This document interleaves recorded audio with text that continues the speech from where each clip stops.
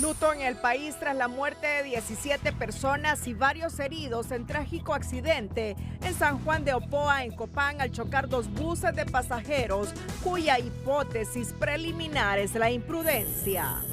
Presidenta Castro se solidariza con víctimas y ordena despliegue de fuerzas del orden para asistir a las víctimas y los heridos.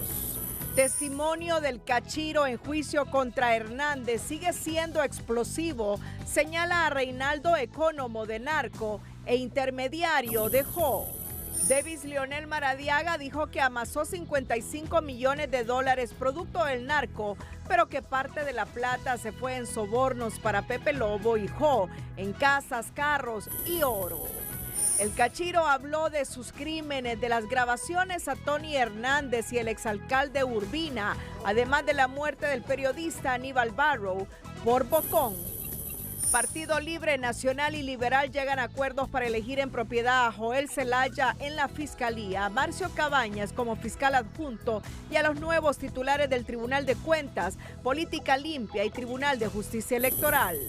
Asesino de Keila Martínez a punto de obtener su libertad condicionada tras cumplir medio término de su condena de 5 años dictada por un tribunal. Este es su noticiero TN5 Estelar con Renato Álvarez y Cristina Rodríguez. Muy buenas noches, Honduras. Bienvenidos a la emisión de este miércoles 28 de febrero. Honduras no nos da tiempo de decir absolutamente nada. Sí.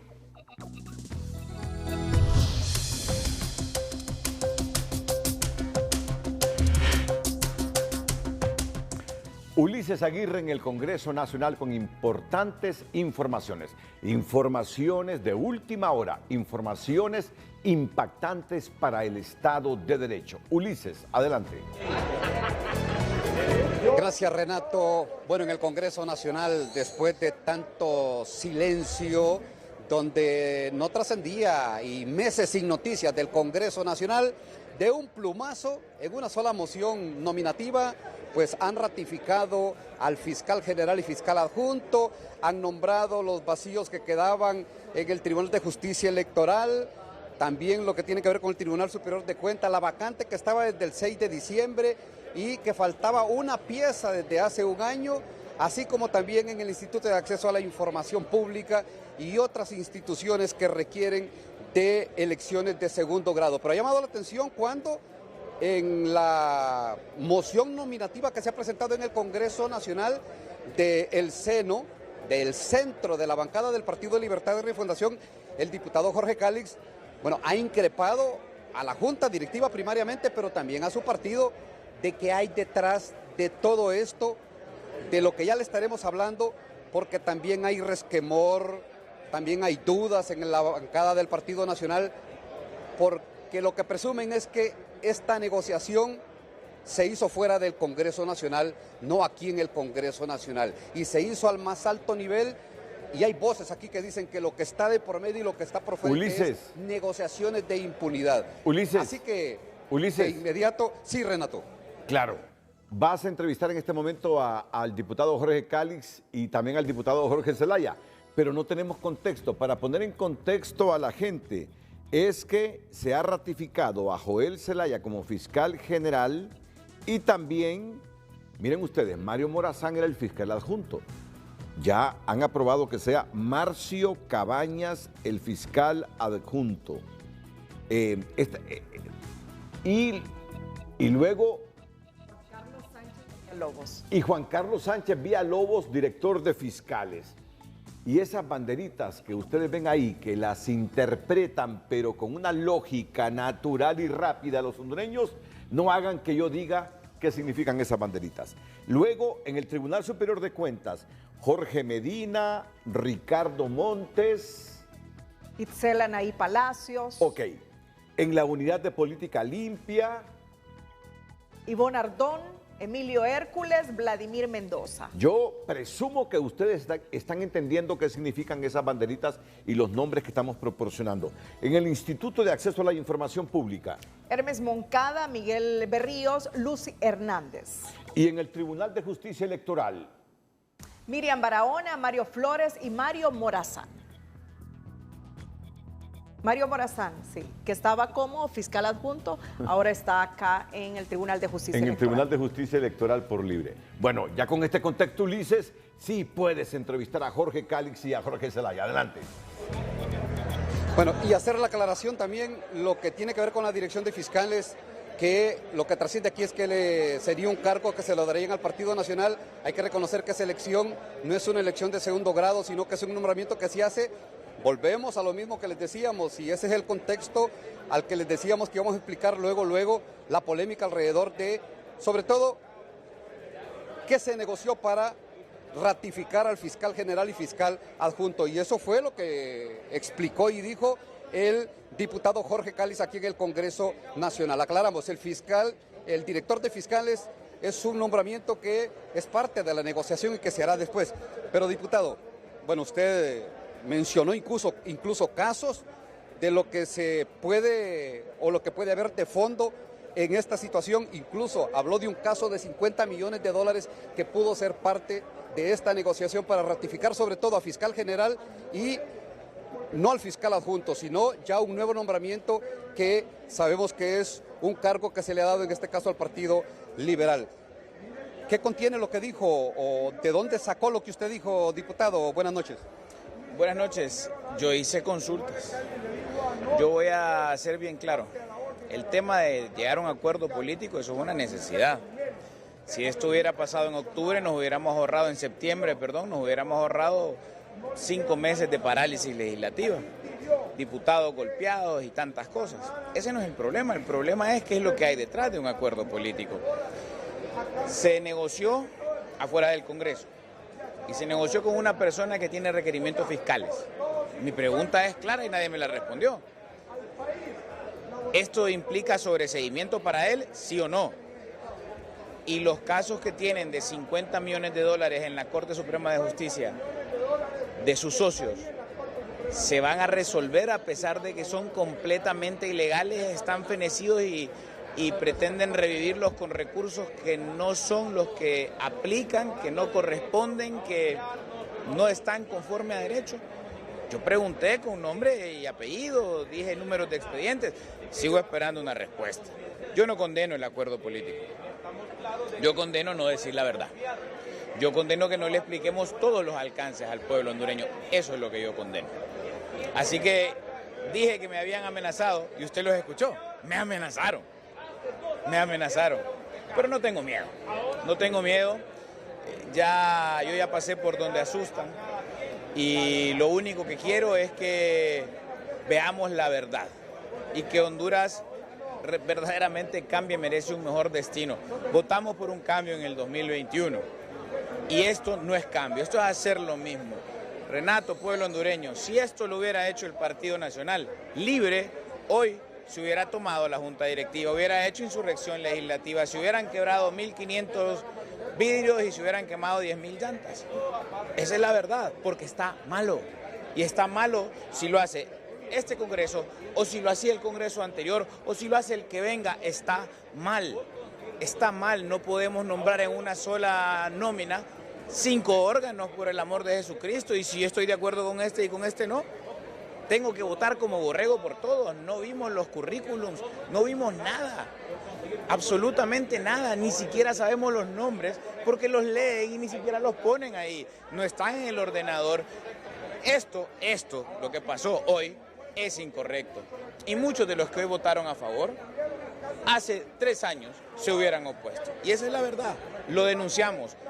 Esas prácticas de la política tradicional, eso es lo que tiene a la gente desencantada.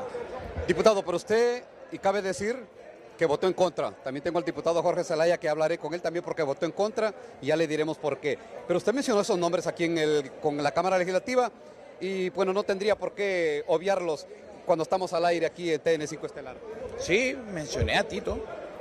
Se reunió con Luis ayer, a Juan Narri, a Fura Sabla. Se reunieron ayer y con él se negoció. Yo pregunto, y nada les costaba decirme no. Él tiene requerimientos fiscales. ¿Eso es parte de la negociación, sí o no? ¿Por qué estamos negociando el Ministerio Público con un acusado? Pero son dos nombres, mencionó otro. En la demanda que su socio, Johnny Cafati, ha interpuesto contra un banco americano, es parte de la negociación, $50 millones. Ahí expuse el número de expediente. Vayan y revísenlo. 906-2016, Sala de lo Constitucional. Es un expediente que tiene una sentencia sin lugar de primera instancia, una sentencia sin lugar de la Corte de Apelaciones, una sentencia sin lugar de casación, una sentencia de amparo sin lugar y presentaron una revisión civil sobre una sentencia de amparo que no procede. Pero ahí está. Ahí está. Entonces la pregunta es, ¿por qué? Si de plano tuvo que haber sido inadmitido, ¿por qué eso está abierto? ¿Es parte de la negociación o es mera coincidencia? Porque, a ver, puede ser que lo fallen sin lugar y no pasa nada. Pero yo quiero que me lo expliquen. Porque son $50 millones de su socio. Y hombre, qué coincidencia que esto suceda en el mismo tiempo, ¿no le parece? Yo solo pregunto, eso se ve mal, se ve mal. Y yo lo que quiero es que hagamos las cosas bien. Yo no estoy condenando el acuerdo. Ojalá este acuerdo lo hubiéramos tenido en septiembre, ojalá. Condeno con quién se hace y cómo se hace. Y como ciudadano tengo preguntas y lo único que hice fue hacerlas. Y también condeno la forma. No está bien meter 5 órganos, Tribunal de Cuentas, IAIP, Instituto de Acceso a la Información Pública, Tribunal de Justicia Electoral. ¿Qué más se escogió? Tribunal Superior de Cuentas y la Fiscalía, meterlas todas en una sola moción. Eso está mal. Repito, les consta, si esto lo hubiera hecho hace 3 años el Partido Nacional, nosotros ahorita ahí tuviera fuego la Constitución, como pasó en el pasado. Entonces, las cosas que eran malas hace 4 años, Renato, pueblo hondureño, siguen siendo malas hoy y van a seguir siendo malas mañana. Y es una cuestión de coherencia oponerse a las cosas malas, las haga quien las haga, ya sea que las haga el adversario o ya sea que las haga el correligionario. Bueno, Renato, eso es lo que expuso el diputado Jorge Cáliz esta noche aquí en el Congreso Nacional, en este reclamo puntual que le ha hecho a la Junta Directiva. ¿Cómo me satanizaron cuando empezaba este Congreso Nacional? Cuando yo negocié con la bancada del Partido Nacional y lo hice aquí en el Congreso Nacional, decía, hoy que se hace una negociación fuera del Congreso Nacional, bueno, todos aplauden. Y es un cuestionamiento, si no hubiese una consulta para el diputado Jorge Cáliz, pasaríamos con el diputado Jorge Zelaya, estamos entre Jorges, que son votos en contra, aquí en el Congreso Nacional, en este reclamo, porque sí hay serias diferencias en la bancada del Partido Nacional, así que le doy las gracias al diputado Jorge Cáliz porque ha dejado claramente, diáfanamente expuesto lo que él ha dicho aquí en la Cámara Legislativa y su voto en contra de esta moción nominativa aquí en el Congreso Nacional. Y ha mencionado estos nombres, y ha mencionado al exalcalde Nasri Tito Afura, de que es el que negoció, y ya le diremos por qué también es la percepción que hay en la bancada del Partido Nacional, de los que votaron a favor y los que votaron en contra. Diputado Jorge Cáliz, si me permite, solo para terminar acá, en estos 2 votos en contra, hay más votos en contra, pero estos son los que son más visibles. Diputado Jorge Zelaya, bueno, se votó en contra porque estaba opuesto de la forma en que se hizo y porque también existe la percepción de que hubo una negociación fuera del Congreso Nacional para elegir sobre todo y ratificar al fiscal general y poner o rotar a Mario Morazán y poner ahora al abogado Cabañas. Bueno, ¿A qué se debe la exposición que se hizo, diputado? No, bueno, primero porque se hizo un solo paquete y no es correcto la forma en cómo se manejó. Yo incluso hoy, cuando tuvimos la reunión de bancada, que comenzamos muy temprano de la mañana, incluso hasta ahora tarde, fui muy enfático y muy claro que estas cosas no deben de seguir ocurriendo. Definitivamente, después de tanta laraga que estuvimos diciendo en lo que era la elección del fiscal general, el adjunto, el director de fiscales, que ahora lo va a proponer el Partido Nacional, entonces es un arreglo político en lo que es la aplicación de justicia en el país, lo cual no debe de tener ningún sentido. Entonces, por eso es que nosotros no los estamos apoyando. Tanta bulla que hicimos, tanto relajo para ratificar al propio fiscal actual, que estaba en forma interina, y estuvimos hablando que lo había nombrado la comisión permanente y que era ilegal y que esto y lo otro, y al final lo venimos a ratificar. Entonces, yo siento que fue una postura equivocada de la bancada nuestra que le va a hacer mucho daño, y por eso el malestar de la dirigencia de base de nuestro partido con muchísima razón. Ojalá que no venga una persecución política, pero a futuro, a corto plazo, se van a ver todas las acciones ahí en la Fiscalía General de la República. Renato, Cristina, yo sé que es un día cargado de noticias, pero es importante lo que ha pasado en la Cámara Legislativa y que hay que trasladarle a los televidentes de TN5 Estelar.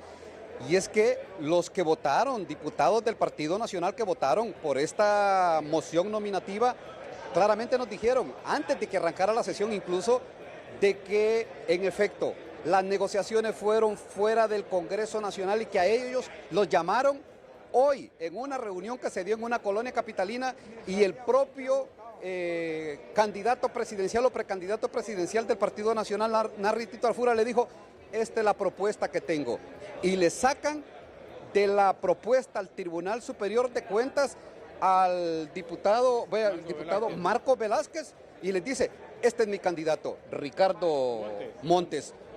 Claro, se molestaron, porque ellos lo habían electo con 37 votos, con 45 votos. Entonces, ese es el malestar, porque hoy en la mediodía les dijeron, esta es nuestra propuesta, esto es lo que negociamos y por esto es que tienen que votar.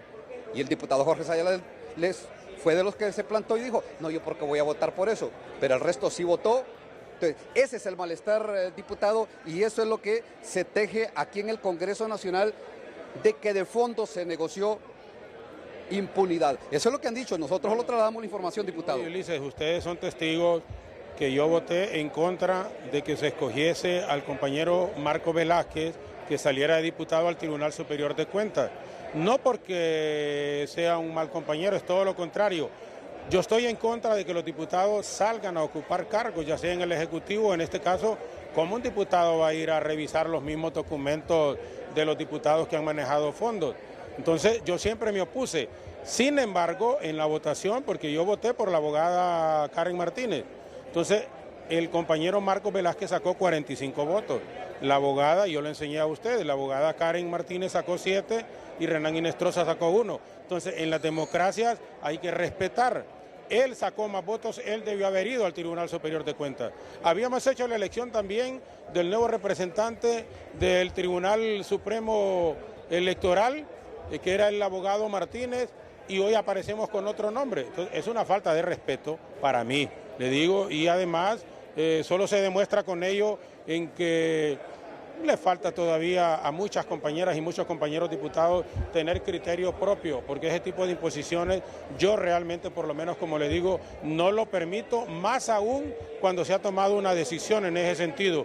Y debe de buscarse y trabajar siempre en que no haya impunidad. Por eso les dije, este arreglo se hizo fuera del Congreso Nacional. Y yo soy diputado, represento el departamento de Francisco Morazán, orgullosamente a mi partido, y quiero ser digno representante aquí en el Congreso. Gracias, diputado Jorge Zelaya. La pregunta que flota aquí en el Congreso Nacional, insisto, a nivel del diputado Jorge Zelaya, que votó en contra, pero también los que votaron a favor, bueno, ¿dónde se negoció? ¿Cuándo se negoció? ¿Qué se negoció? ¿Qué se habló? Esas son las interrogantes que hay en este Congreso Nacional. Y ve usted, la ironía, lo paradójico de todo esto. Un Congreso Nacional que guarda silencio por más de 7, 8 meses, que no genera una sola noticia, que pasa de declarar el Lópalo una gema nacional a darle a al Congreso Infantiles una ley, y en una sola noche vea todo lo que provocan, pero con enormes dudas de qué se negoció, con quién se negoció, lo que se ha acordado hoy aquí en la Cámara Legislativa. Renato, Cristina. Ulises, qué noche. Mira, qué noche. A mí no me sorprende que hayan negociado. Mira, no hay parlamento en el mundo que no llegue a acuerdos, a consensos, que no negocie en función de proyectos. Es que no hay parlamento, no hay congreso en el mundo que no llegue a acuerdos y consensos en función de programas. Es lo más natural. Italia es uno de los parlamentos, pero más candentes que hay en el mundo, más calientes. Israel, otro parlamento donde hay mucha discrepancia. Y así hay muchos parlamentos en el mundo occidental, en el mundo democrático. Ahora, lo que yo estoy escuchando de ustedes es impunidad, que hoy en Honduras han negociado en función de la impunidad. Es lo que estoy percibiendo de lo que dicen ustedes. A mí no me sorprende la negociación, los acuerdos, los consensos. Pero si es en base a impunidad, entonces ahí está la noticia. Mira cómo es este país. Desde la mañana tú fuiste testigo, porque después de que yo terminé frente a frente, nos reunimos en la sala de TN5 con nuestra jefa de información y redacción, Telma Mejía, con nuestra productora Raquel Lazo y todo el equipo de periodistas de TN5 Estelar. Y yo dije, ¿cuál es la noticia del día hoy? Este accidente que ha dejado 19 muertos, lo que está ocurriendo en Nueva York y lo que está diciendo el cachiro Davis, Leonel Rivera Maradiaga, y llegamos a la conclusión que la noticia era la vida. Hoy murieron 19 hondureños. Eso está por encima de lo de Nueva York. Pero una hora antes de este noticiero, ninguna de las dos cosas son los acuerdos y consensos en el Congreso Nacional. Sí. Pero ¿dónde está, ya ni siquiera digo valor agregado, dónde está el puntito? Porque Honduras pareciera que nos hemos acostumbrado a no tener paz y tranquilidad, que a este acuerdo y a este consenso le agregamos un elemento de que no fue en base a los intereses del país, sino en base a la impunidad. Ya están metiendo a Tito Afura, que Tito Afura negoció impunidad, negoció protección para él. Ulises, por favor, en 30 segundos, tú que has sido el protagonista de esta noticia del día en TN5 Estelar, ayúdame a desenredar junto a Cristina, no digo este lío en que nos has metido, esta realidad de Honduras. ¿Cuál es tu percepción como periodista de 3 décadas en ese Congreso de la República? No, Renato, y es fácil, bastante fácil y en poco tiempo. Los que están diciendo en este momento que se negoció impunidad son versiones del Partido Nacional, pero si esto no fuera suficiente, lo ha dicho el diputado Jorge Cálix, lo pudo decir más alto pero no más claro, y mencionó nombres. Y solo aclaro lo de las negociaciones. En efecto, en todos los congresos del mundo hay negociaciones. El reclamo que están aquí entre diputados que hablan y otros que callan de la bancada nacional, incluso de Libre y de las otras bancadas, es que las negociaciones no fue aquí en este Congreso Nacional, fue fuera de las paredes de este Congreso Nacional. Y el canto de impunidad, Renato, aquí en el Congreso Nacional, pues es un coro. Y no solo en una sola bancada, es prácticamente en todo el Congreso. Pero yo lo que entiendo que toda la información que yo recibo de las entrevistas que has hecho es que Tito Afura negoció impunidad. Es lo que yo entiendo, Colijo. Sácame del error si es que estoy en ello. No, se está preguntando en el Congreso, Renato. Se están preguntando en el Congreso qué se negoció. Y lo dijimos y lo reiteramos. ¿Con quién se negoció? ¿Dónde se negoció?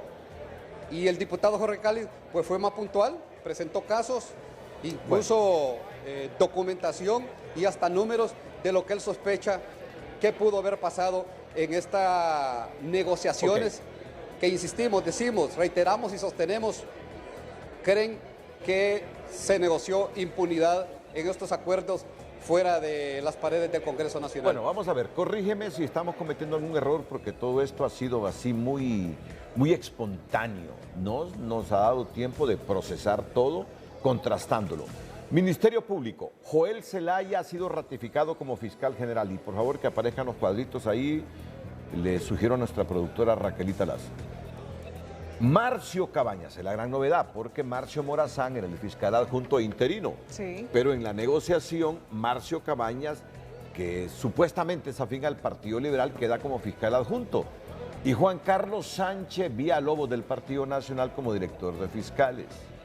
Los nacionalistas venían desde hace tiempo pidiendo que el director de fiscales fuera una figura constitucional que no dependiera de la discrecionalidad del fiscal general, sino que fuera un nombramiento del Congreso. Bueno, hoy en el Congreso se dice que Juan Carlos Sánchez Villalobos es el director de fiscales, aunque no ha habido reforma. ¿Voy en lo correcto, Ulises? Corrígeme, porque esto es tan espontáneo que uno no sabe si está diciendo cosas correctas o hay algunas inexactitudes. ¿Vamos bien con esto del Ministerio Público?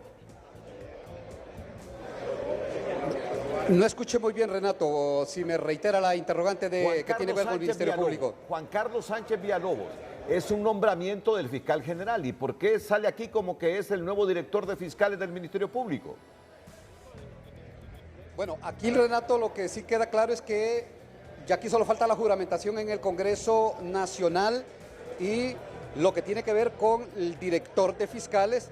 Ya es un nombramiento que lo han dicho abiertamente aquí en el Congreso Nacional y que incluso hoy se los comunicaron en esa reunión que sostuvieron en una colonia capitalina con la bancada del Partido Nacional, que ese era un cargo que se lo dejaban a libre nombramiento del Partido Nacional. Pero como no es una elección de segundo grado, esa es una decisión que la tomarán pues en las próximas horas o en los próximos días y el Partido Nacional, pero ya tiene nombre y apellido quién será el director de fiscales, Renato. Bueno, Tribunal Superior de Cuentas, Jorge Medina, a Ricardo Montes, Ixel Anaí Palacios. ¿Es correcto? ¿Estos serán los nuevos magistrados del Tribunal Superior de Cuentas? Esa es la moción, Renato, en el orden que se ha presentado aquí en el Congreso Nacional. Y solo un agregado muy rápido, el candidato de la bancada del Partido Nacional, pues hoy les dijeron que no era él ese candidato y lo han propuesto para que, como un premio de consuelo, para que ocupe una de las superintendencias de las asociaciones públicas y privadas o las famosas SAP. Sin adjetivos. Un premio de consuelo porque el diputado suplente Velázquez iba para el Tribunal Superior de Cuentas, pero ya hoy vamos a ver, Ulises, para que la gente no se confunda. Para que la gente no se confunda, sin adjetivos, sin calificativos. Jorge Medina, Ricardo Montes e Ixel Anaí Palacios, estos son los nuevos miembros del Tribunal Superior de Cuentas, los magistrados del Tribunal de Cuentas, ¿sí o no? Sí, Renato. Ok. Unidad de Política Limpia, Ivonne Ardón, Partido Liberal, Emilio Hércules, Partido Nacional, Vladimir Mendoza, Libre, ¿correcto? En efecto, sí. Ok. Instituto de Acceso a la Información Pública, Hermes Moncada, Partido Nacional, Miguel Berríos, Partido Liberal, Lucy Hernández, Libre. En efecto, es lo que se ha leído aquí en el Congreso Nacional en la moción nominativa. Tribunal de Justicia Electoral, Miriam Barahona, Partido Liberal, Mario Flores, Partido Nacional, Mario Morazán, que era el fiscal interino de Libre, ahora pasa al Tribunal de Justicia Electoral. ¿Así es? Sí, en efecto, sí. Mario Morazán es la sorpresa en este enroque o este cambio. Ok. Joel Zelaya, fiscal general del Estado, ratificado. ¿Sí o no? Sí, en efecto, sí, Renato. Marcio Cabaña, fiscal adjunto, electo hoy ahí en el Congreso Nacional. Ese es otro cambio que por lo menos la bancada nacionalista hasta hoy lo conoció, Renato. No, correcto, sí, pero lo eligieron hoy. Iba de fiscal adjunto. Pero lo eligieron hoy por mayoría en el Congreso. ¿Perdón? Lo eligieron hoy a Marcio Cabañas en el Congreso, te pregunto. Sí, claro. Esa fue la votación casi unánime. Ok, ¿y Juan Carlos Sánchez Villalobos, director de fiscales? Bueno, eso es parte de las negociaciones porque la bancada nacionalista es el que maneja ese nombre, que fue lo que les comunicaron hoy en una reunión que hubo en el mediodía con con parte de la dirigencia del Partido Nacional que encabezaba Narri Tito Afura, porque es la información que nos han dado a conocer y lo da como un hecho, Renato. El director de fiscales no es una elección del Congreso, correcto, no es una elección del Congreso, pero eso es lo que pretendía el Partido Nacional desde hace un año. Aquí lo debatimos en este programa. O sea que es parte de los acuerdos. Yo no estoy aquí satanizando acuerdos y consensos porque sé que en política y en un Estado de Derecho es lo más normal en los parlamentos, los acuerdos y las negociaciones. Si lo que estoy aquí tratando de diferenciar entre los acuerdos en el marco de un Estado de Derecho o lo que se ha desprendido del Congreso por lo que dijo Jorge Cálix y Jorge Zelaya, que estos acuerdos y negociaciones van preñados, como dice Osvaldo Ramos Soto, ¿de qué dijo? Lo ha dicho históricamente Osvaldo, de impunidad, que es lo que yo estoy coligiendo de lo que dice Ulises. Pero bueno, así es el país. Mira que hoy, entre el debate, ¿cuál es la noticia del día? ¿Nueva York o los 19 muertos? Yo dije, los 19 muertos, la vida es más importante que lo dejó. Todos coincidieron. Ok, nuestra agenda era, primero, la noticia del día, los muertos de ese accidente vial. Luego lo de Nueva York. Y hace una hora me dicen lo del Congreso. Nos trastornaron totalmente nuestra agenda informativa, pero eso no importa. El deber de nosotros es informar. Lo único que queda ahí como nebulosa y en incertidumbre es esto de Juan Carlos Sánchez Villalobos. Por eso te pido, Ulises, porque yo presiento que este noticiero va a terminar como a las 11:30 de la noche, siempre y cuando nos lo autorice nuestra productora general de noticias, Alejandra Andino. Así que, Ulises, que investigue bien este asunto de Juan Carlos Sánchez Villalobos, porque tenemos noticiero para rato aquí en la señal de Canal 5 y en el noticiero estelar de Honduras.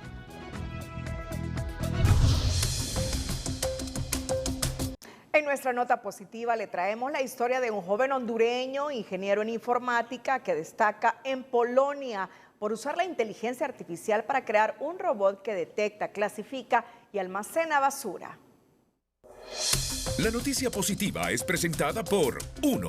Llegó el Veruno. Gana uno de los 10 viajes dobles, todo incluido a Nueva York, Río de Janeiro o Madrid y miles de premios al instante. La inteligencia artificial. Johan Cárcamo es un ingeniero en informática capitalino que está brillando en Polonia, donde recientemente fue reconocido por utilizar inteligencia artificial para crear un robot que detecta, clasifica y almacena basura.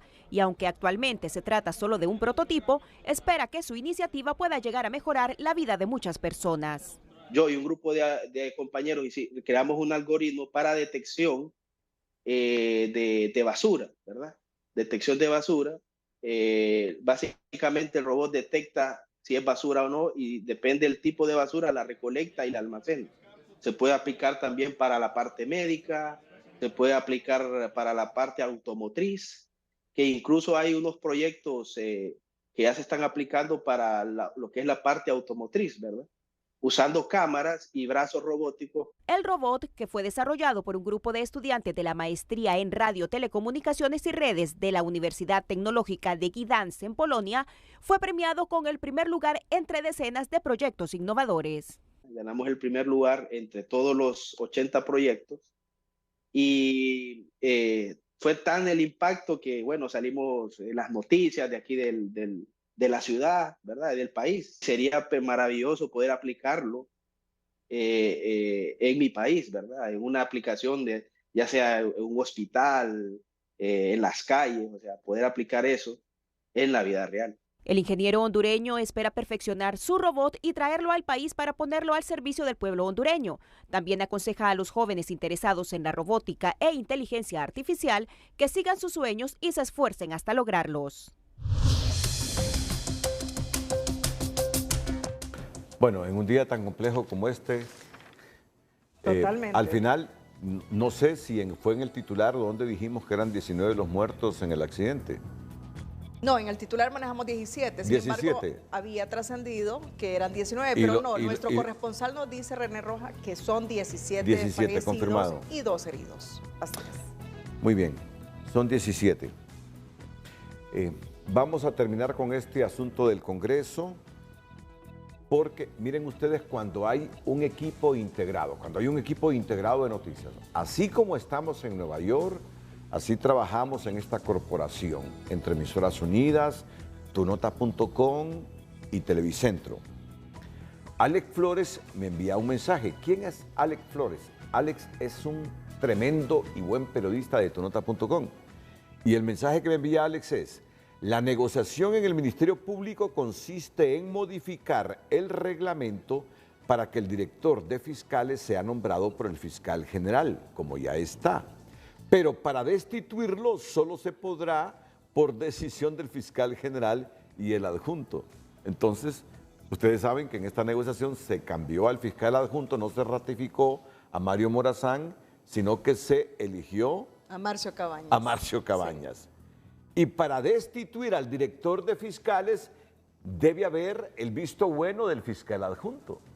Y el fiscal adjunto políticamente se supone no es afín al fiscal general. Mira las negociaciones. Correcto. Gracias, Alex. E inmediatamente, porque Alex le comunica a nuestra jefa de redacción e información, Telma Mejía, mira, le mandé este mensaje a Renato, pero Renato no lo ha leído. Y Telma inmediatamente se comunica y dice, por favor, que lean el mensaje de Alex Flores. Y ahí está la respuesta. Aquí está la respuesta. Sí. Bueno, ¿y el Partido Liberal? ¿Cómo votó el Partido Liberal? Ulises Aguirre está con el diputado, el influyente diputado liberal Marlon Lara. Adelante, Ulises. Bueno, continuamos en el Congreso Nacional, Renato. Hubo varios puntitos rojos en la bancada del Partido Liberal que votaron en contra y uno de esos votos es el diputado Marlon Lara. Alcancé a ver, a identificar también que hubo otros diputados que también, Mauricio Villeda, que votó también en contra. ¿Por qué el voto en contra? Esta gestión de ahora inició con un minuto de silencio por la pérdida de vidas de hondureños, buscando mejores oportunidades. El abogado Mauricio Villeda y tu servidor hemos estado exigiendo consensos alrededor de la ley de empleo temporal. Y ahí Luis Redondo no ha querido consensuar. Entonces, los consensos son alrededor de lo que le interesa a la clase política, pero no lo que le interesa al pueblo hondureño. Entonces, ¿cómo es posible que dentro de esos consensos no se incluya que aprueben una ley que la está exigiendo el pueblo hondureño? Viene la temporada de Semana Santa y muchos hondureños no pueden trabajar, entonces también es parte de la congruencia. La bancada del Partido Liberal, a través de una resolución del Consejo Central Ejecutivo, desconoció la comisión permanente. La comisión permanente nombró a los fiscales interinos, a Joel Zelaya y a Mario Morazán. Y ahora Joel Zelaya viene encabezando esa planilla. Cuando hay democracia, las minorías se suman a las mayorías y Libre nunca quiso hacer eso. En las votaciones nosotros teníamos mayoría con Marcia Cabañas y proponíamos a la doctora Jenny Almendares y ellos nunca quisieron consenso. Entonces es un cinismo de Luis Redondo hablar de consenso. Debió haberse consensuado primero para apoyar lo que hoy se consensó, que aprobaran la ley de empleo temporal, que eso sí le resuelve los problemas al pueblo hondureño, no alrededor de consensos que le interesan solo a la clase política. ¿No se hizo una negociación aquí en el Congreso? ¿Lo estaban diciendo ustedes también? Lo denunció Jorge Calix. Yo considero que lo que hoy ha sucedido aquí en el Congreso es una muestra más que Libre es el mejor alumno del Partido Nacional y han perfeccionado la técnica que utilizó anteriormente el Partido Nacional. Renato, Cristina. Bueno, Ulises, solo permíteme, ya que está Marlon, para que lo ratifique, porque ¿cuántos votos hubo en contra de este paquete? 8. 8. 8, sí. ¿Los tienen los 8? Sí. ¿Quiénes? Suyapa Figueroa, Mauricio Vamos a ver, Villeda. Pero tranquila, despacio, Okay, con buena dicción. Con buena dicción. Y en orden. Ahí está en pantalla. Todos los que ven ustedes en color rojo: Suyapa Figueroa, Mauricio Villeda, Marlon Lara, Maribel Espinosa, Carlos Umaña, Jorge Zelaya, Ligia Ramos y Roshka Elvir. 8. Y los que se abstuvieron fueron ¿cuántos son? 7. ¿Tenemos los nombres de los que se abstuvieron también? Francis Cabrera, José Castro, Wilmer Cruz, Marco Tinoco, José Mateu, Jorge Calix, Denny Chirinos. 7 se abstuvieron. José Castro es el Chele Huelga. El Chele Huelga, sí. Edgardo Castro, ¿verdad? Ligia Ramos votó en contra. No votó Ligia. No votó.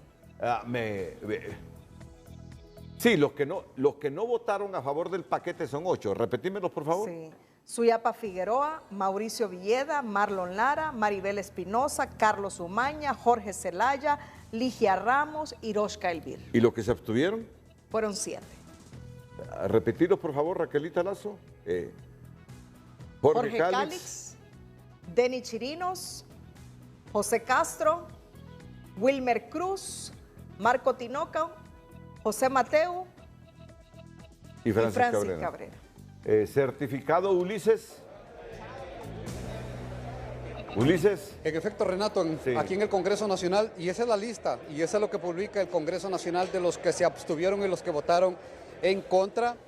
Y bueno, la bancada del Partido Nacional, insistimos, todos los que votaron, pues a regañadientes, porque escuchamos más de 15 versiones que no estaban de acuerdo, valga la redundancia, con ese acuerdo que se dio fuera de las paredes del Congreso Nacional. Esos son los números y eso que está proyectado y eso que han leído ustedes ahí.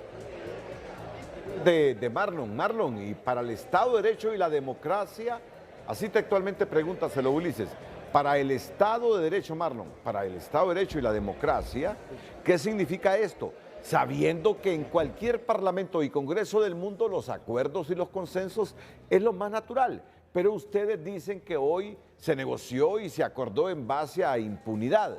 Por favor, quiero tu comentario.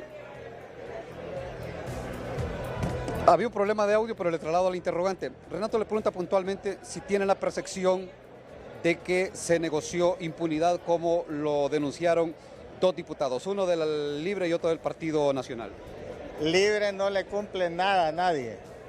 Si creen que Libre les va a cumplir un pacto de impunidad, están equivocados. No lo va a cumplir. Si ellos han denunciado eso y a cambio de eso apoyaron las propuestas que trajeron ahora, no les va a cumplir. Y Libre ha demostrado que no. Mira, cuando se derogó la ley de empleo por hora, fue un compromiso Libre que le pidió al Partido Liberal que apoyara esa ley. Y tenemos 2 años, Mauricio Villeda, hemos estado reclamando, parados, hay que se someta a discusión, que la aprueben y no lo han hecho. Pero Renato le pregunta si tienen la percepción de que al negociarse fuera del Congreso Nacional, aquí lo que se negoció fue impunidad. Bueno, eso fue lo que denunció el diputado Jorge Calix. Él habló, dijo que sabía que se habían hecho esas negociaciones, a mí no me consta. Yo voto con mi conciencia y como creo que debe haber una congruencia. El Partido Liberal ¿Y la percepción? La percepción del pueblo hondureño es que se negoció impunidad. Eso es evidente, eso es lo que la gente está mencionando. Deberíamos en este Congreso votar en beneficio del pueblo hondureño. ¿Por qué presentaron el decreto todos en un solo decreto? ¿Por qué no dejaron que se votara por el Tribunal Superior de Cuentas, por el Tribunal de Justicia Electoral, por la Unidad de Política Limpia, por los cargos del Ministerio Público? Porque querían obligar a un consenso y someter todo a una camisa de fuerza. Bueno, Renato, Cristina a la espera de que se dé la juramentación, solo eso falta. Ya lo que se votó y han quedado las cosas tal como ustedes lo han puesto retratado en la pantalla de TN5 Estelar, Renato. Bueno, gracias Ulises, seguimos contigo ahí. Bueno, mira que no hemos terminado ni el primer segmento todavía en este noticiero. Nada, Renato. Bueno, apresurémonos. Apresurémonos. Entonces vamos a educación financiera. Es importante que usted identifique pasos estratégicos para ahorrar y hacer que su dinero le rinda a fin de mes. Y aquí le damos estos consejos. Educación financiera es presentada por Banpaís. Regresan las clases y las compras de los útiles escolares. Divídelo todo a 0% interés con tus tarjetas de crédito Banpaís. Planifique sus gastos con antelación. La planificación es la primera clave de una salud financiera óptima, así que una vez que comienza el día, la semana, el mes o incluso el año, lo mejor es tomar lápiz y papel y comenzar a establecer cuáles son los gastos que tiene previsto hacer durante un periodo de tiempo determinado. Reduzca todo lo que esté a su alcance. Mantener unas buenas finanzas personales, sobre todo si está comenzando en el proceso de administrar mejor sus gastos e ingresos, por lo general requerirá hacer una serie de sacrificios. Por este motivo, en más de una ocasión tendrá que reducir gastos que no resultan una prioridad en su vida. Aprender a usar o no a su favor los pagos automáticos. Los pagos automáticos pueden ser un arma de doble filo. Por un lado, resultan excelentes para evitar caer en impagos por olvido, pero por otra parte, programar pagos automáticos para todos los gastos de un mes puede ocasionar que pierda conciencia sobre si los pagos que realiza son prioritarios. Mira que se nos alteró de tal manera la agenda informativa que hasta Xiomara Orellana nos dijo, no, por favor, yo me voy. No, me no van a puedo, operar del brazo mañana. este jueves y yo no puedo seguir esperando. Se nos ha alterado totalmente la agenda informativa que nuestra compañera Xiomara Orellana desde Nueva York, que nos iba a dar más detalles del juicio de Juan Orlando Hernández, nos dijo, por favor, discúlpenme compañeros, pero yo corto el contacto en este momento. Sí. Tengo que ir a descansar porque este jueves me operan. No hay problema, Xiomara, tranquilo. Nosotros tenemos el resumen, nos va a hacer falta lo tuyo, pero entendemos tu compromiso para mañana con la salud. Es para tu beneficio. Totalmente. Sigamos con la agenda. Este día el país fue sacudido por un trágico accidente en la localidad de San Juan de Opoa, en Copán, en la carretera CA11, cuando dos buses de pasajeros colisionaron, la muerte de al menos 17 personas y varios heridos.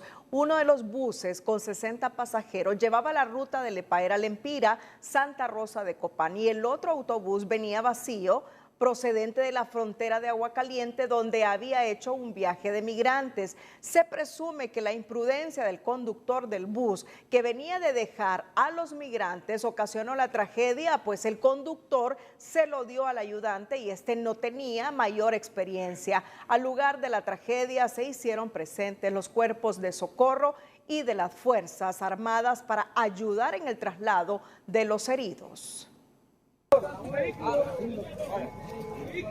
Tragedia en el occidente del país, cuando la mañana del miércoles 28 de febrero del 2024 colisionó dos autobuses, un automotor de 60 pasajeros que tiene ruta de Lepaera a Lempira a Santa Rosa de Copán y el automotor que venía del sector de Aguacaliente rumbo a la zona central del país. Iba vacío. Las autoridades reportan oficialmente 17 muertos y 13 heridos. 15 fallecieron en el lugar de la tragedia, en el sector conocido como La Montañita, San Juan de Opoa, mientras 2 fallecieron en el hospital de Occidente, incluyendo un adolescente de 14 años de edad que venía a ver a su madre desde Lepaera a Santa Rosa. Y fue antes del accidente que el niño le llamó a su progenitora y le dijo que quería verla y abrazarla porque era bien cariñoso. Marlon hasta él venía él. ¿Para dónde iba el niño? Para acá, para Santa Rosa venía él. ¿A qué venía el niño? Aquí como yo vivo acá, él venía pues de mí. Yo no se lo deseo a nadie. ¿Cuántos hijos? Sí, porte alegre. 5:30 de la mañana mi hermana me dijo, anda, déjame abajo.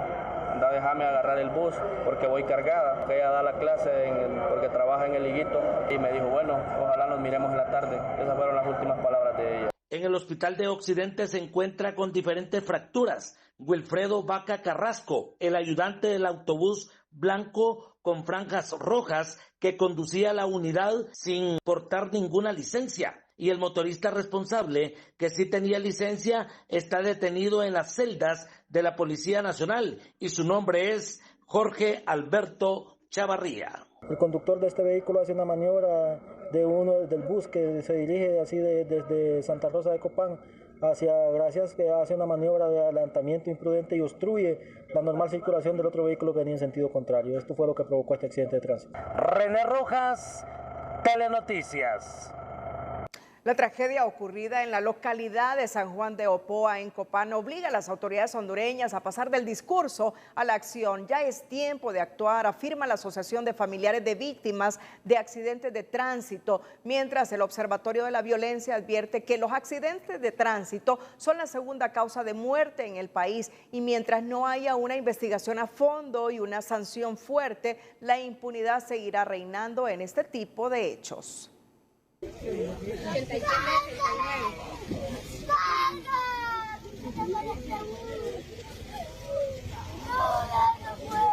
Este llanto conmovedor de un menor frente al cuerpo sin vida de su padre, víctima del mortal accidente de este miércoles en San Juan de Opoa, Copán, debe llamar la atención de las autoridades para evitar tragedias como estas, asegura Tatiana Uclés de la Asociación de Familiares de Víctimas de Accidentes de Tránsito. Comenzando, como dicen, que se amarren los pantalones, que se aprieten bien la faja y a multar. Ya la corrupción está metida en todos los tentáculos, tiene tentáculos en todos lados y se les pagan y todo queda impune. Hasta hoy la Dirección Nacional de Vialidad y Transporte registra 2.000 accidentes de tránsito con 227 fallecidos en lo que va de este año. Entre las causas destacan la irresponsabilidad humana, el alcohol, El mal estado de las carreteras, el factor tiempo, entre otros, sostiene el Observatorio de la Violencia de la Universidad Nacional Autónoma de Honduras. Y alta velocidad son factores que afectan el factor humano, el factor carretera, el estado del vehículo y el ambiente con que nos conducimos hace que estas sigan ocurriendo. Por eso es que es un trabajo conjunto de la conciencia que debemos tener y el respeto que debemos tener las personas que conducimos, pero además el estado de las carreteras y la aplicación de las leyes por parte de las autoridades. Ayestas también cuestiona la forma en que se entregan los permisos de conducir. Sin embargo, las autoridades aseguran que se hace al pie de lo que dice la ley, siguiendo el proceso establecido. Aquí el ciudadano debe de someterse a todos los procesos correspondientes en los distintos centros de evaluación y capacitación para conductores, los requisitos primordiales, así como poder realizar todos los protocolos correspondientes, como el tema de las charlas, el proceso, el examen teórico, el proceso práctico. Los testigos que llegaron a la escena del accidente cuentan sobre escenas escalofriantes. Luego del choque frontal entre las dos unidades, una con pasajeros y otra que regresaban de la frontera de desembarcar migrantes y supuestamente conducida por el ayudante. En total recibimos 10 llamadas pidiendo auxilio por un accidente que había sucedido a la altura de la aldea La Montañita, San Juan de Opoa, el cual queda aproximadamente a unos 15-20 minutos de Santa Rosa de Copán. Inmediatamente se desplazó la UREM, la motoambulancia del Sistema Nacional de Emergencias, además de la UME, bomberos, paramédicos. Cabe recordar que el pasado 5 de diciembre, un accidente entre un bus de la empresa Discovery y una rastra en la carretera de Olancho dejó un saldo de 11 personas fallecidas, y en ese entonces la población también elevó la voz para exigir soluciones ante esa epidemia que a cada momento cobra la vida de hondureños. Previo a ser detenido por la policía, Jorge Chavarría, el conductor del autobús que provocó la tragedia en San Juan de Opoa, Copán, aceptó haberle prestado el automotor a su ayudante, quien resultó herido. ¿Y cómo sucedieron los hechos? Ella dice que perdieron pista ella. Sí, es que la verdad que iban dos carros rebasando y el varón, como no tenía mucha experiencia, frenó de un solo y él le barrió el carro. ¿Pero que es correcto lo que hacen los dueños de estos grandes autobuses, dar las unidades pesadas a personas inexpertas? Es que hay otra cosa. Como le digo, el carro él lo andaba yo y por ahí era un bien, se hizo un mal. ¿Usted es el conductor del autobús entonces? Exacto. Ah, o sea, usted dio al ayudante del autobús. Sí. ¿No se puso a pensar usted que una persona inexperta no tiene capacidad máxima en esta carretera CA11? Para ver. ¿Entiendes? ¿Hay cámaras que este autobús se pasó en los hermanos en rojo también allá en la ciudad de Santa Rosa de Copán? No, pues allá. Él lo traía. ¿A dónde le entregó usted el autobús a él? No, él lo trae de Cucuyagua. En la entrevista anterior la pasajera dice que ella se quería bajar porque traía temor. Sí, pero tal vez ella lo hace porque está nerviosa, porque ella más bien iba para Tegucigalpa. Okay. Bueno, o sea, el responsable que traía el autobús es el ayudante. Sí. La presidenta Xiomara Castro se solidarizó este miércoles con los familiares de las víctimas del accidente en San Juan de Opoa, Copán, donde 17 personas perdieron la vida. La gobernante posteó lo siguiente: con profunda consternación y dolor recibo la trágica noticia del accidente en San Juan de Opoa, Copán. Mis condolencias a las familias de las víctimas y solidaridad para la pronta recuperación de los heridos. He instruido a los equipos e instancias pertinentes para brindar todo el apoyo en este difícil momento. Luego, en otro post, señaló que el comisionado Juan Manuel Aguilar Godoy, director general de la policía, coordinará las acciones institucionales para dar pronta respuesta ante esta tragedia vial en Occidente. Secretaría de Defensa, CESAL, Estado Mayor de las Fuerzas Armadas, COPECO, alcaldes, fiscalías y demás instituciones deben brindar su colaboración interinstitucional sin reservas para atender a las víctimas y sus familias. El expresidente Porfirio Lobo Sosa vuelve a defenderse luego de reiteradas menciones de su nombre en el juicio contra el expresidente Hernández en la Corte del Distrito Sur de Nueva York, esta vez por parte del cachiro Davis Leonel Rivera Maradiaga, que afirmó que le había dado sobornos para su campaña política. Lobo Sosa posteó lo siguiente: hace 7 años que vengo escuchando las falsas acusaciones de estos narcos y asesinos múltiples confesos en Nueva York por las decisiones tomadas en mi gobierno. Están presos de por vida en Estados Unidos y no haciendo más daño a nuestra gente. Y si me tocara de nuevo acordar la extradición, lo haría. Bueno, mire usted, todo esto en Nueva York, lo que ha ocurrido hoy en el Congreso Nacional y que se lo hemos relatado durante 40 minutos, Salvador Narrala en sus redes ha dicho: no estoy de acuerdo con el pacto de impunidad sellado hoy 28 de febrero de 2024 en el Congreso de Honduras por la corrupta cúpula del tripartidismo, porque es una unión de corruptos que se autodefienden por todo lo malo que está destapándose en el juicio de Nueva York y por los Showmore. Bueno, eso escribe Salvador Narrala. Luego viene Pedro Barquero, ex ministro del gobierno de Xiomara Castro y miembro activo del BOC y del Partido Salvador de Honduras, y en la cuenta de ex dice lo siguiente: importante mensaje de Salvador, nos retiramos del BOC por estar en contra del pacto de impunidad de la cúpula de los 3 partidos políticos tradicionales. Mire usted lo que escribe Pedro Barquero: nos retiramos del BOC por estar en contra del pacto de impunidad de la cúpula de los 3 partidos políticos tradicionales.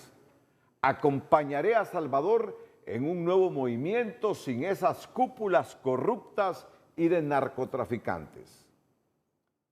Continúa Pedro Barquero: el llamado es a todos los buenos hondureños, sin importar su afiliación política, para que formemos un nuevo movimiento donde no participen las cúpulas corruptas de los partidos tradicionales que hoy sellaron el pacto de impunidad. O sea que el PSH se retira del BOC.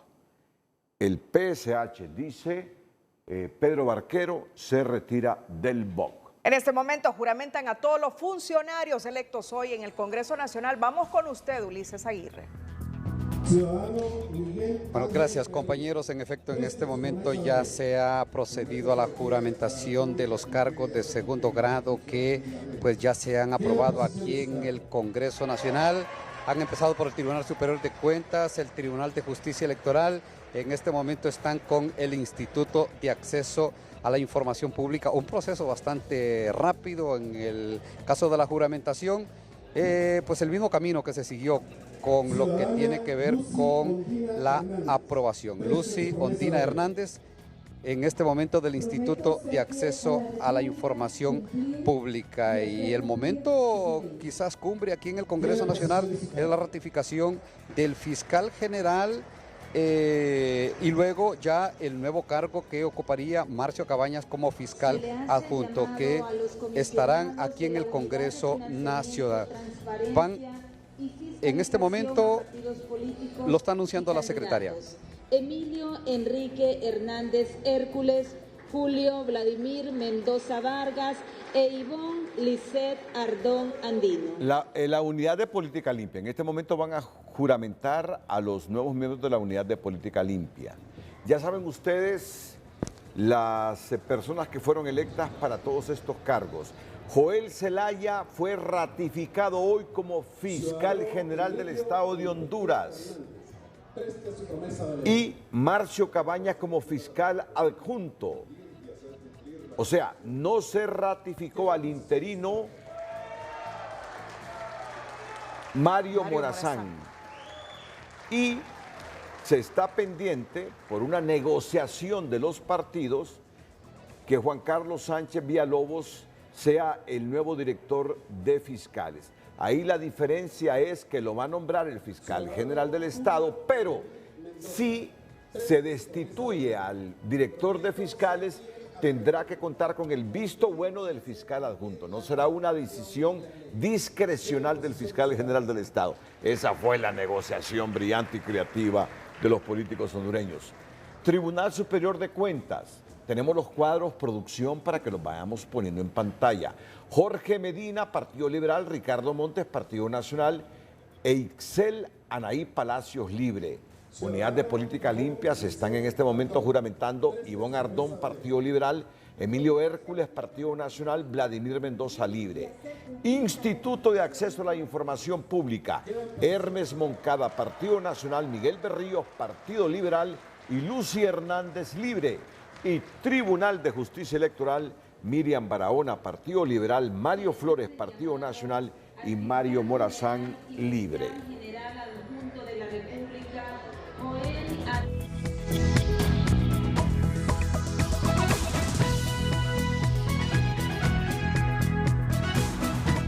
Ya ratificaron y juramentaron al fiscal general y fiscal adjunto Ulises Aguirre. Con usted nuevamente al Congreso Nacional. En efecto, Cristina, ya aquí en el Congreso Nacional, una juramentación sería en este caso, pues lo mismo como se hizo la ratificación del fiscal general y el fiscal adjunto, y pues se hizo de un plumazo prácticamente todo. Ya en este momento solo se está en la aprobación del acta anterior. Juramentaciones que se hicieron casi en grupo y que ya prácticamente todos quedan pues solo para asumir sus cargos, ya si quieren el día de mañana, porque muchos de estos cargos habían quedado vacantes. Así es que en el Congreso Nacional se cerró esta larga espera de la elección de estos cargos de segundo grado aquí en el Poder Legislativo, Cristina. Bueno, miren ustedes, esto ha traído muchas reacciones. Hace algunos minutos ya el BOC, ya el PSH se ha retirado del BOC a raíz de lo que ha ocurrido en el Congreso Nacional. Y hace algunos segundos recibo el mensaje del doctor Nelson Ávila. Así, se lo voy a leer textualmente. Amigo, mi posición sobre ese acuerdo tripartidario se la envié una hora antes que la de Salvador y Pedro. Lamentablemente yo no había leído porque me han entrado un sinnúmero de mensajes en la última hora. Y empiezo a buscar en el chat que tengo de Nelson Ávila. Y Nelson escribe, Nelson Ávila, Nelson es un militante de Libre. Y se repite la historia trágica de Honduras. Los politicoides de Libre, Partido Liberal, Partido Nacional, se reparten cargos en Fiscalía, Tribunal Superior de Cuentas, Tribunal de Justicia Electoral, IPL, IAIP, para su beneficio, en contra del interés de la nación. No aprenden de la historia, tampoco del juicio de Job. Legaron hoy, él solo pone una L, pero ahora rectifico. Quiso decir, llegaron hoy a acuerdos políticos, sin duda decididos por poderes fácticos, por los cuales el pueblo no ha votado. Confiamos que el pueblo les haga justicia. Nelson Ávila. Nelson Ávila que me dice, usted que leyó antes de lo que yo le envié la posición de Salvador Narrala y Pedro Barquero, yo ya le había enviado un mensaje. Nelson Ávila, ex precandidato presidencial de Libre, dice que se repite la historia trágica de Honduras. Los politicoides de Libre, Partido Liberal, Partido Nacional, se reparten cargos en Fiscalía, Tribunal Superior de Cuentas, Tribunal de Justicia Electoral, IPL, Instituto de Acceso a la Información Pública, para su beneficio en contra del interés de la nación. Mire usted todo lo que acarrea la decisión que los tres partidos políticos de mayor volumen electoral en el país han tomado hoy en el Congreso Nacional. Cristina.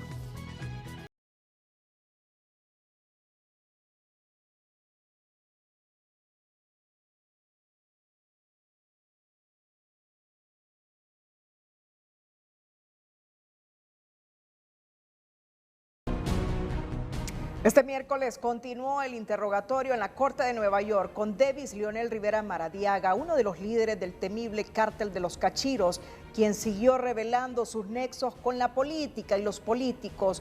Hoy el nombre del exdiputado Reinaldo Economo salió en su testimonio y dijo que había recibido sobornos e incluso regalado un vehículo. Economo era uno de los intermediarios con el expresidente Hernández. Al ser interrogado por la defensa de Hernández, el Cachiro no dudó en afirmar que Economo era uno de ellos, es decir, un narcotraficante. El capo de la droga dijo que los Valle intentaron cometer un magnicidio contra el exmandatario Hernández porque este, luego de recibir sus sobornos, ya no les contestaba sus llamadas. Reveló que su plata la depositaron en el Banco Continental, el cual calificó como un banco corrupto.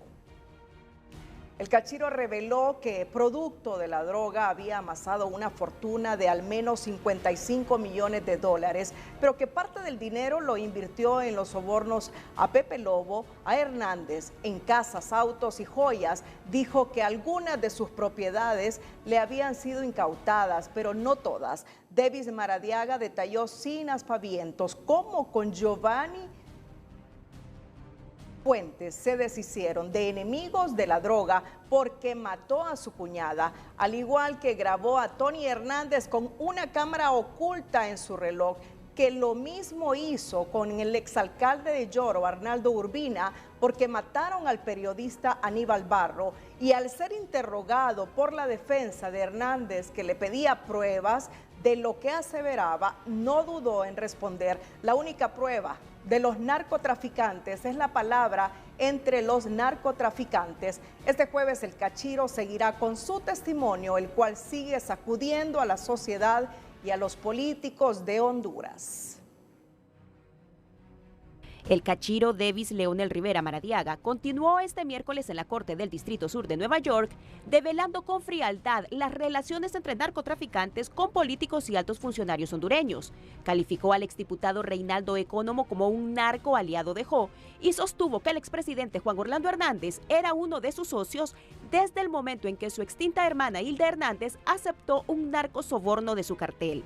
Al ser interrogado por el abogado defensor Raymond Colón, el Cachiro sostuvo que Jo era uno de sus socios y que no fue necesario tenerlo de frente porque él ya había transmitido mensajes cuando sobornaron a Hilda.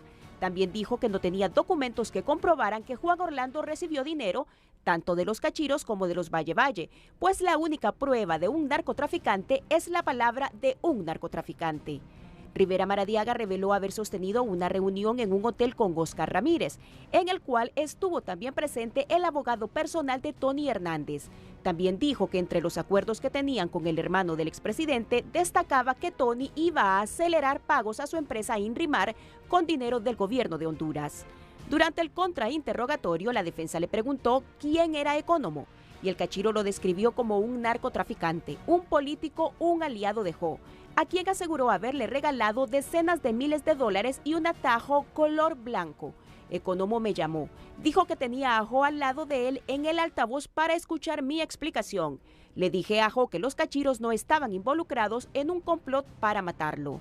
Asimismo, afirmó que durante 13 años, como un narcoactivo, ganó al menos 55 millones de dólares que gastó en sobornos a Pepe Lobo, Jo y en compra de coches y oro, entre otras cosas. Poníamos el dinero en el banco corrupto. Banco Continental, el gobierno de Estados Unidos lo sabe todo, aseguró. Posteriormente, la defensa de Jo se enfocó en los asesinatos. El líder de los Cachiros confirmó que hicieron matar al periodista hondureño Aníbal Barro, y aunque no detalló si lo torturaron y cortaron su cuerpo en pedazos, sí dijo que decidieron matarlo porque el comunicador hablaba mal de los Cachiros.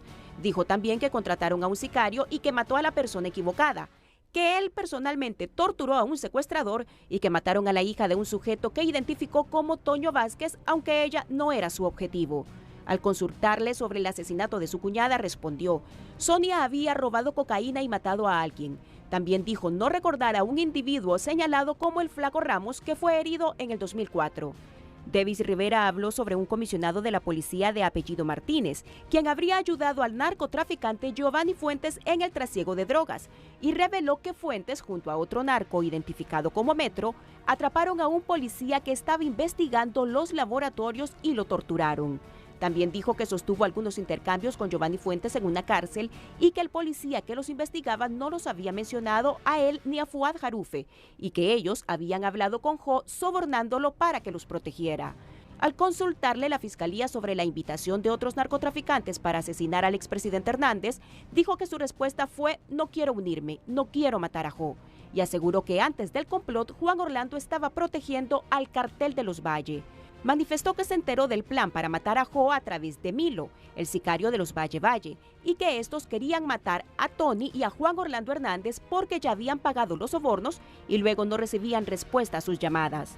Por otro lado, Davis Leonel también se refirió a Fernando Urbina, quien le habría dicho que su hermano estaba preocupado y enojado porque Jo le habría solicitado que no volviera a postularse para alcalde, puesto que Arnaldo Urbina era conocido como narcotraficante.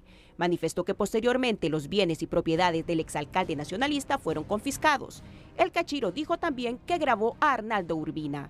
Davis Rivera reiteró que empezó a colaborar con la DEA en noviembre de 2013. Aseguró que no le pagaron nada y que él los buscó para entregar los videos que poseía.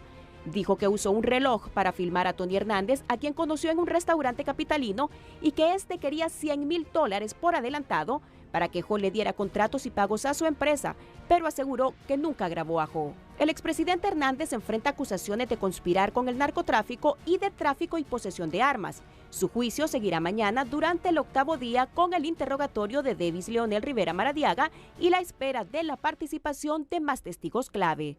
Gabriela Lobo, Telenoticias.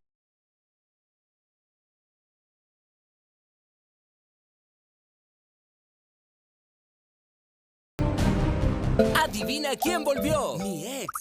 ¿Qué? Bueno, sigamos. Volvió el King de pescado, con pescado empanizado, salsa tártara, lechuga, pepinillos y pan de papa. Es por tiempo limitado. Burger King, elige a tu manera. Bueno, miren, sobre este asunto del periodista Aníbal Barro, ya se había informado que Aníbal Barro fue asesinado por orden precisamente de este cártel de los Cachiros, pero hoy Davis Leonel lo ha confirmado. El líder del cártel de los Cachiros, Davis Leonel Rivera Maradiaga, declaró que el asesinato del periodista sanpedrano Aníbal Barro, ocurrido en junio de 2013, fue condenado por su cártel porque el comunicador hablaba mal de los Cachiros. La revelación ocurrió durante la segunda jornada de su participación como testigo en el juicio que se desarrolla en Nueva York en contra del expresidente Juan Orlando Hernández. El tema fue traído a colación por el abogado defensor del mandatario luego de leer un acuerdo de cooperación entre Rivera Maradiaga y el gobierno de los Estados Unidos. Durante el interrogatorio, el abogado Raymond Colon le preguntó: ¿lo hicieron matar? A lo que fríamente Davis Rivera respondió: sí, ese periodista hablaba mal de los Cachiros, decidimos matarlo. Cabe señalar que el periodista Aníbal Barro fue asesinado el 24 de junio del 2013, luego de ser secuestrado en la ciudad de San Pedro Sula 16 días. Después, su cuerpo fue encontrado desmembrado en una laguna de Siboney, en el municipio de Villanueva, Cortés. El exdiputado Reinaldo Economo no tardó en reaccionar sobre las menciones del Cachiro Davis Maradiaga en la Corte de Nueva York y expresó que estas declaraciones llegan a lo ridículo y al morbo. Ahora hay que creerle al Chele Macarrón, al Chele Volqueta y a Mamalicha lo que dicen. O sea, que hoy los que mataron, los que asesinaron, los que hicieron todo, hoy son los que están hablando con la verdad. O sea, han cambiado las cosas. Negó rotundamente haber recibido un vehículo y dinero para la campaña del expresidente Hernández. De haber sido así, existieran pruebas, expresó Economo. ¿Dónde está el carro? ¿Dónde está el traspaso? ¿Dónde está lo que me entregó? ¿Y dónde están las pruebas? O sea que mañana yo le digo a usted que usted se robó un carro, ¿y cómo lo demuestro yo que usted se robó ese carro? El exparlamentario lamentó que pareciera que hay un formato para dañar la imagen de algunos líderes nacionalistas por parte de estas personas que le hicieron daño al país y que ahora guardan prisión en Estados Unidos. Recordemos que en el gobierno del expresidente fue perseguido. En Corte Nacionalista, en Fiscalía Nacionalista y por malos nacionalistas del anterior gobierno en el que lo presidía él, fui objeto de persecución y me hicieron un proceso injusto, impurio a 32 días de las elecciones. Lamentó el daño que causan a su familia, sobre todo a sus hijos que sufren de discriminación en los centros educativos gracias a estas irresponsables menciones, dijo el exdiputado nacionalista. Bueno, hay tantos elementos que se dijeron hoy que por el tiempo no vamos a revelarlas. A propósito de los cachiros, ¿de qué se arrepintió Devis Leonel Rivera? Si puedes verificar aquí lo que nos manda nuestra jefa de redacción e información. Bueno, el cachiro casi al final mencionó que se arrepentía de haber hecho socio del cártel de los cachiros a Hernández, un delincuente. ¿A Juan Orlando? Sí, a Juan Orlando Hernández, que fue presidente de Honduras, un delincuente que fue presidente de Honduras. Y la sala dice, hubo un silencio, y así se despidió el cachiro. Bueno, ya les conté hace algunos minutos que Xiomara Orellana estaba conectada desde las 9, pero sí, la dinámica de la información en Honduras priorizó lo del Congreso de la República y entonces tuvo que desconectarse Xiomara Orellana porque nuestra querida compañera de tunota.com va a ser operada este jueves. Este jueves, una operación ambulatoria y tiene que estar descansada para el jueves y por eso se desconectó. Por eso muchos de los elementos que teníamos agendados no se transmitirán hoy, pero hemos hecho un buen resumen con Gabriela Lobo y los voiceovers que hemos leído. ¿Hay algo más de la jornada de hoy, del juicio contra Jo? Sí. Bueno, hay mucho más, hay ¿verdad? Mucho más, que no podemos transmitir. Hay mucho más, sí. Ahora que nos indique en directo la productora con qué seguimos. Ah, muy bien, muy bien. Bueno, continuamos entonces. Las revelaciones del cachiro Devis Rivera Maradiaga en el juicio que se lleva a cabo en Nueva York en contra del expresidente Hernández solo indica que en Honduras la narcoactividad no tenía límites, cooptó todo lo que pudo y podía estar a su servicio. Y dentro de los desafíos para sanear el país destaca atacar a fondo el financiamiento ilícito de campañas por medio de la Unidad de Política Limpia, sostienen los analistas al indicar que esta debe avanzar en transparentar los fondos que ingresan a los partidos políticos. El canto del cachiro resuena con fuerza por segundo día seguido y a medida avance el juicio contra Hernández queda más clara la captura de la institucionalidad a manos del dinero del narcotráfico, señaló el director del CESPAD al cuestionar la complicidad de los partidos tradicionales y algunos sectores privados. Sectores de la banca sin la cual la economía del narcotráfico difícilmente puede funcionar, en tanto que necesita mecanismos para limpiar o lavar estas enormes fortunas. El testimonio de Rivera Maradiaga ahora exhibió los estrechos vínculos que mantenía con el extinto Banco Continental, propiedad de la familia Rosenthal, que lidera en la actualidad al Partido Liberal, así como sus relaciones con el exdiputado nacionalista Reinaldo Economo. En fronteras hondureñas todos salieron en coro a negar las versiones neoyorquinas y no se podía esperar menos, ironiza este analista. Solo tenemos que entender, todos aquellos que están saliendo implicados o nombrados en este juicio y juicios anteriores nunca lo van a aceptar, porque sería una tontera decir que es cierto. Contra un Estado cooptado, se deben tomar acciones para plantarle cara a las élites que se nutren de la economía subterránea que gira en torno al narco, afirman los expertos. Pero el pecado original está en el financiamiento de las campañas políticas y la Unidad de Política Limpia, en lugar de auditar la procedencia de fondos, irónicamente aboga por mantenerlos en secreto. Cuestiona este activista anticorrupción. Lo único que hizo la Unidad de Política Limpia fue reservar la información de quienes aportan a campañas. Imagínense darle más secretividad a esto en vez de estar abriendo más a la transparencia. La narcoactividad no tenía límites y de acuerdo a los expertos, se estaba casi frente a un narcoestado y por tanto se tiene el desafío de transformar el sistema, modificando la cultura de opacidad e impunidad. El juicio contra el expresidente Hernández en Nueva York mantiene la atención de los hondureños a todos los niveles. Ana no es jurista ni experta en leyes, pero ya tiene un veredicto en el juicio contra el exgobernante, al tiempo de asegurar que no le sorprenden las revelaciones de los testigos. No me ha sorprendido en nada. Eso ya se venía diciendo de qué tiempos, y usted sabe que cuando el río truena es porque piedras trae. Además, ese hombre le hizo mucho daño a este país y tiene que pagar.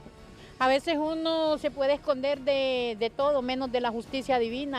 La Fiscalía de los Estados Unidos acusa al exmandatario de conspirar para traficar droga hacia ese país, y pese a los testimonios comprometedores en la Corte de Nueva York, hay quienes aún creen en la inocencia del expresidente. Ahí, como le digo, ahí solo Dios sabe lo que...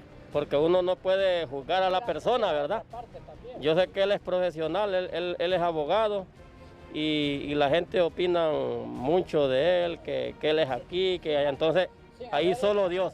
La verdad de las cosas, que allá hay mucha tela que cortar, porque recuerde usted que cuando Juan Orlando era presidente, mucha gente se sentía alegre porque estaba combatiendo el narcotráfico, incluso llevando a gente a Estados Unidos.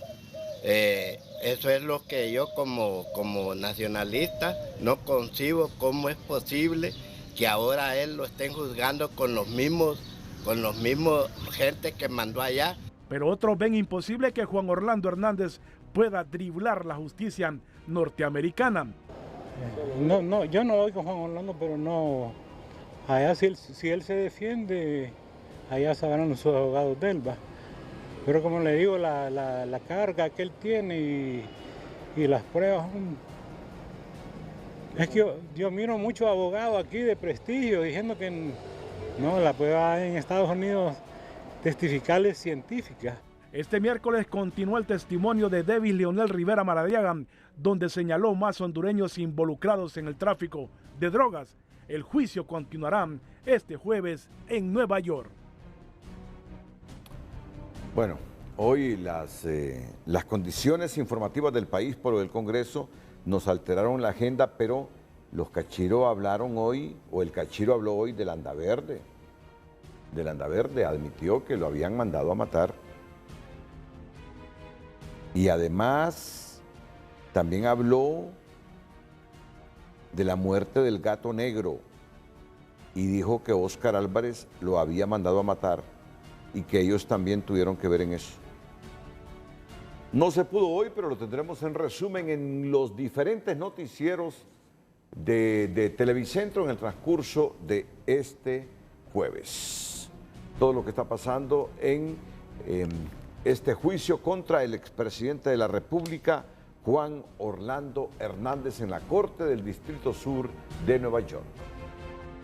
Los hondureños que radican en el extranjero, principalmente en Estados Unidos, tienen un ingreso promedio de $3.596 mensuales, unos 88.000 lempiras, y envían a sus familiares $531, unos 13.000 lempiras, revela la encuesta semestral publicada recientemente por el Banco Central de Honduras con datos levantados en el mes de enero. El estudio detalla que casi el 40% de los encuestados manifestó que sus madres son el principal beneficiario de las remesas que envían a Honduras. En segundo lugar, sus hermanos, y en tercer y cuarto lugar, sus padres e hijos respectivamente. También revela que el 90% de las personas que reciben remesas las utilizan para necesidades básicas como alimentación, medicamentos y educación, mientras que solo el 9% las utiliza para ahorro, inversión o negocio. En esta ocasión, la encuesta indica que en Estados Unidos radican 1.200.000 hondureños entre inmigrantes y descendientes, mientras que en España viven más de 134.000 connacionales.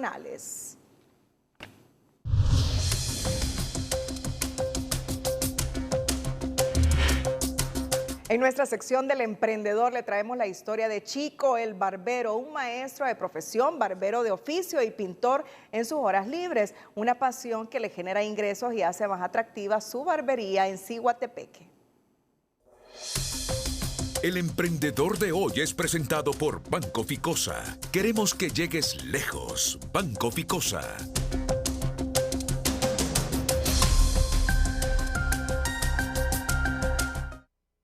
Maestro de profesión, de oficio barbero y artista de pasión, así podemos describir a Chico el Barbero, como se le conoce en esta ciudad, que encontró en la pintura un espacio para generar otros ingresos. Desde la escuela, desde niño, Los profesores me ponían a ir a la pizarra a dibujar para que los otros niños dibujaran también. Y después dejé. En la normal, cuando estudié en la normal, los compañeros me pagaban 50 centavos para que les hiciera las láminas para dar clases a primer grado de capullo y colita en aquel tiempo. Propietario de una barbería donde aprovecha sus ratos libres para pintar cuadros que adornan su barbería y hogares de aquellos que valoran su talento. En momentos aquí, ratos libres que estoy así como ahorita, estoy en ratos libres. Bueno, y cuando estoy inspirado también, porque cuando uno no tiene ganas de pintar, no hay que hacerlo porque no sale bien. Un montón, he hecho como más de 100 pinturas y están vendidas en todo Honduras, en Bélgica, Estados Unidos, en todos lados hay pinturas mías. Con llamadas al 96 84 87 56, sus publicaciones en redes sociales y por supuesto sus clientes y amigos han sido suficientes para atender la demanda que hoy en día tiene de sus valiosas pinturas. Pues ahí las redes sociales en Facebook como Francisco Ramos, también tengo una página que se llama Chicos y mi número es 96 84 87 56. Arte y emprendimiento que lo encuentra en Barbería Chicos. Desde la ciudad de Ciguetepeque para Telenoticias, Omar Valenzuela.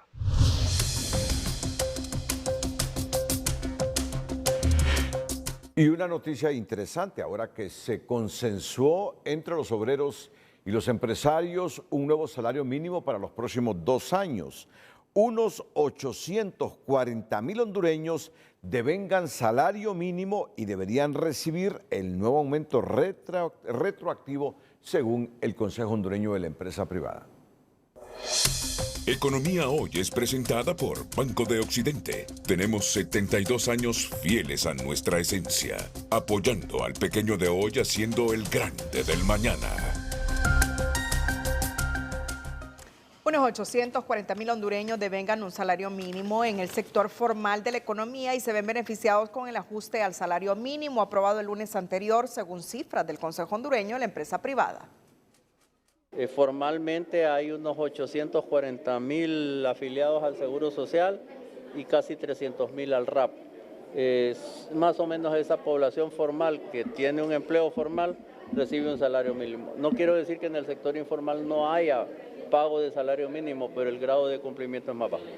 Herrera consideró que la negociación del salario mínimo es una muestra de que en el país se puede dialogar y alcanzar acuerdos en beneficio de las mayorías, por lo que deberían tomarlo de ejemplo para avanzar en otros temas de país, principalmente para generar las oportunidades de empleo que la población necesita.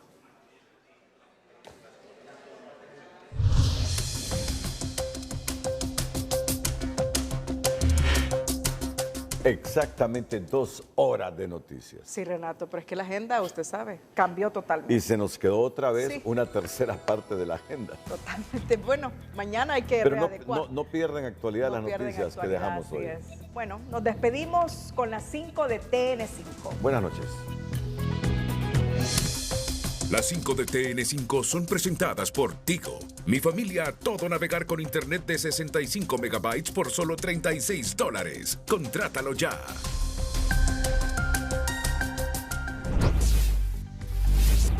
Luto en el país tras la muerte de 17 personas y varios heridos en trágico accidente en San Juan de Opoa, en Copán, al chocar 2 buses de pasajeros, cuya hipótesis preliminar es la imprudencia.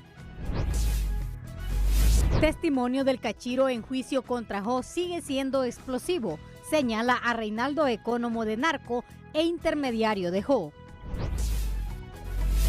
Davis Leonel Rivera Maradiaga dijo que amasó $55 millones producto del narco, pero que parte de la plata se fue en sobornos para Pepe Lobo y Jo, en casas, carros y oro. El Cachiro habló de sus crímenes, de las grabaciones a Tony Hernández y el exalcalde Urbina, además de la muerte del periodista Aníbal Barro por Bocón. Partidos Libre, Nacional y Liberal llegan a acuerdos para elegir en propiedad a Joel Zelaya en la Fiscalía, Marcio Cabañas como fiscal adjunto y a los nuevos titulares del Tribunal de Cuentas, Política Limpia y Tribunal de Justicia Electoral.